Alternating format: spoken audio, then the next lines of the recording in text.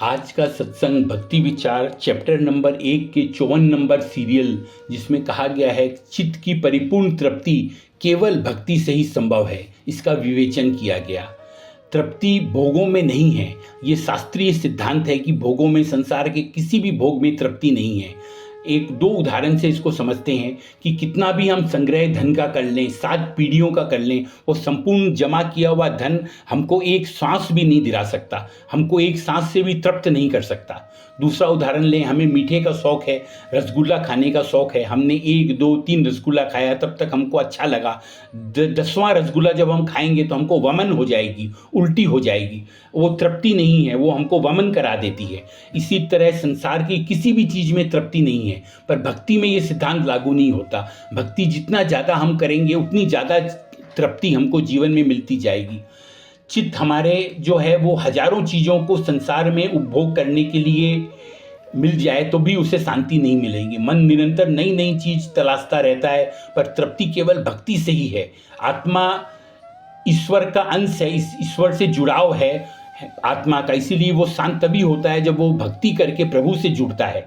जीव ईश्वर का अंश है, ईश्वर से मिलने पर ही तृप्ति, ईश्वर से मिलने पर ही साधन करना पड़ता है, और वो साधन है भक्ति का, जिससे हम ईश्वर से मिल सकते हैं। यहाँ केवल शब्द बहुत महत्वपूर्ण है, केवल भक्ति से ही तृप्ति संभव है।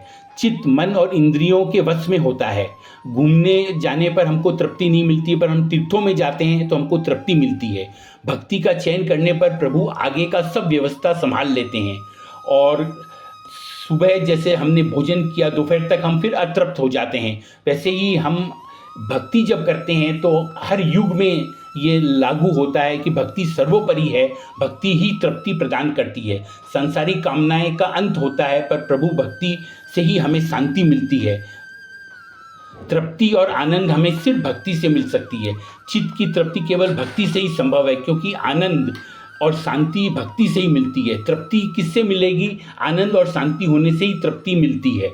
एक उदाहरण से इसे समझते हैं। एक कथा आती है जिसमें एक संत बताते थे कि प्रभु श्री नारायण जी ने श्री वराह अवतार लेकर पृथ्वी माता को जल के ऊपर स्थापित किया।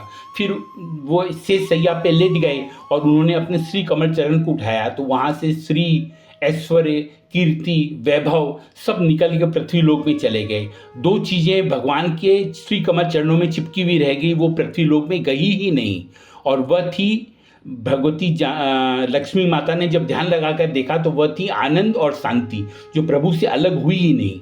इसीलिए चित्त की जो तृप्ति है वो शांति चाहिए हमें और आनंद चाहिए, तभी वो तृप्ति मिलती है। और ये केवल भक्ति से ही, जब हम प्रभु का सानिध्य पाते हैं तभी ये संभव है। प्रभु का सानिध्य जब भक्ति से हम प्रभु के श्री कमल चरणों में हम नत होते हैं तो वहाँ से हमको ये शांति और आनंद मिलता है, जिससे हमको तृप्ति मिलती है। इसीलिए कहा गया है कि चित्त की परिपूर्ण तृप्ति केवल और केवल भक्ति से ही संभव है। ये आज का विवेचन है। जय श्री हरि।